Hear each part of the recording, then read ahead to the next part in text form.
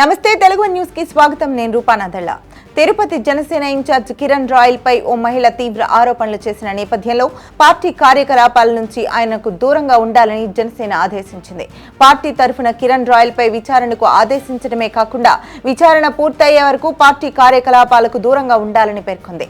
ఓ మహిళతో వివాహేతర సంబంధం, ఆమెతో ఆర్థికపరమైన సంబంధాలు, వాటికి సంబంధించి సోషల్ మీడియాలో వీడియోలతో జనసేన తిరుపతి ఇన్ఛార్జ్ కిరణ్ రాయల్ ఆరోపణలు వెలువెత్తుతున్న సంగతి తెలిసిందే.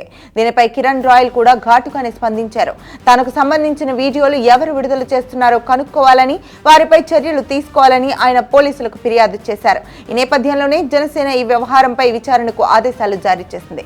విచారణను నిష్పక్షపాతంగా చేపట్టేందుకు కిరణ్ రాయల్ ను పార్టీ కార్యకలాపాలకు దూరంగా ఉండాలని ఆదేశించినట్లు పేర్కొంది. విచారణ పూర్తయ్యే వరకు అని స్పష్టంగా పేర్కొనడంతో ఆయనను పార్టీ కార్యకలాపాలకు దూరం చేయడం తాత్కాలిక నిర్ణయమేనని స్పష్టం చేసినట్లయింది. కాగా ఈ మొత్తం వ్యవహారంలో జనసేన చాలా పారదర్శకంగా వ్యవహరించిందని చెప్పాలి.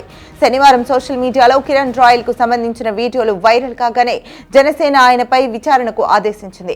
విచారణ పూర్తయ్యే వరకు పార్టీ కార్యకలాపాలకు ఆయనను దూరం పెట్టింది. అయితే ఈ వ్యవహారంలో వైసీపీ ఓవర్ యాక్షన్ వెగుడు పుట్టిస్తోందని పరిశీలకులు అంటున్నారు. కిరణ్ రాయల్ వ్యవహారంలో వైసీపీ ఆ party social media ఇష్టారీతిగా రెచ్చిపోతోంది.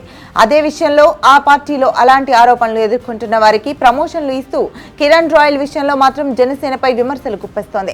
YCP senior నాయకుడు మాజీ మంత్రి అంబటి రాంబాబుపై గతంలో వచ్చిన ఆరోపణలు, ఒక మహిళతో ఆయన అసభ్య సంభాషణ అప్పట్లో వైరల్ అయిన సంగతి తెలిసిందే.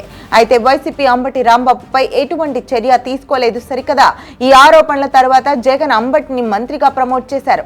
అదేవిధంగా ఆ పార్టీ మాజీ ఎంపీ గోరంట్ల మాధవ్ విషయం కూడా అంతే. ఎంపీగా ఉండి ఆయన చేసిన చండాలం వీడియో రూపంలో వైరల్ అయింది.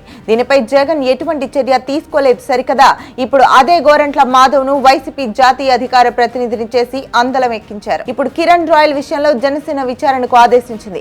ఆయనను పార్టీ కార్యకలాపాలకు దూరం పెట్టింది. విచారణలో ఆయన తప్పు చేసినట్లుగా తేలితే చర్యలు తీసుకుంటుంది. కానీ అంతవరకు ఆగకుండా వైసీపీ చేస్తున్న గగ్గోలు సిగ్గుచేటని పరిశీలకులు విశ్లేషిస్తున్నారు.